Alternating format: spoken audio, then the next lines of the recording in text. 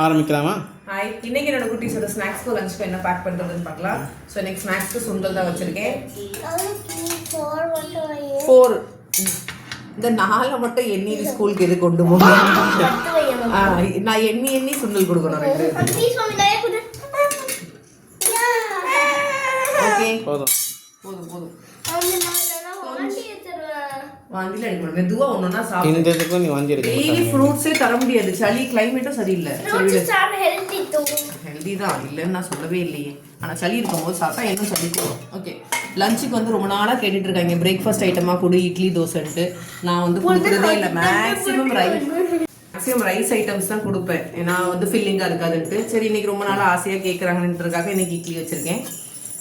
எனக்கு இந்த ரைஸ்னா பிடிக்கும். என்னோட இட்லி அழுக்காக தான் இருக்கும். ஏன்னா கருப்பு உளுந்து போட்டிருப்பேன். அதனால கொஞ்சம் அழுக்கா டர்ட்டியாக தெரியுற மாதிரி இருக்கும்.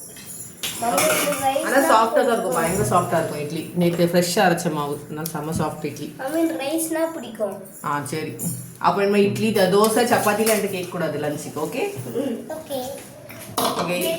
சரி, எனக்கு சரி உடம்பு சரியில்லைன்னு சொல்லி ட்ரை பண்ணேன். காலையில் சிம்பிளாக முடிச்சிடலான்ட்டு. சைட் டிஷ்க்கு தக்காளி சட்னி, தேங்காய் சட்னி கேட்குறாங்க. தேங்காய் சட்னி கெட்டு போயிடுமே அப்படின்றதுக்காக தக்காளி சட்னி புளி போட்டு அரைச்சிருக்கேன். ஸோ வந்து இது கெட்டு போகாது நினைக்கிறேன். மதியானம் வந்து கெட்டு போகாது. ஸோ தக்காளி சட்னி அவங்க 2 தான் சமைச்சிருக்கேன். அப்புறம் ப்ரோட்டீன் வேணுமே அப்படின்றதுக்காக எக்கு மட்டும் பாயில் பண்ணி ரோஸ்ட் பண்ணியிருக்கேன் சால்ட் பெப்பர் போட்டு. எஸ் எஸ் ஆமாம். இன்னைக்கு அவ்வளோதான் லஞ்சும் ஸ்நாக்ஸ் மெனுவும். ஸோ நாளைக்கு இன்னொரு வீடியோவில் பார்க்கலாம். Bye bye.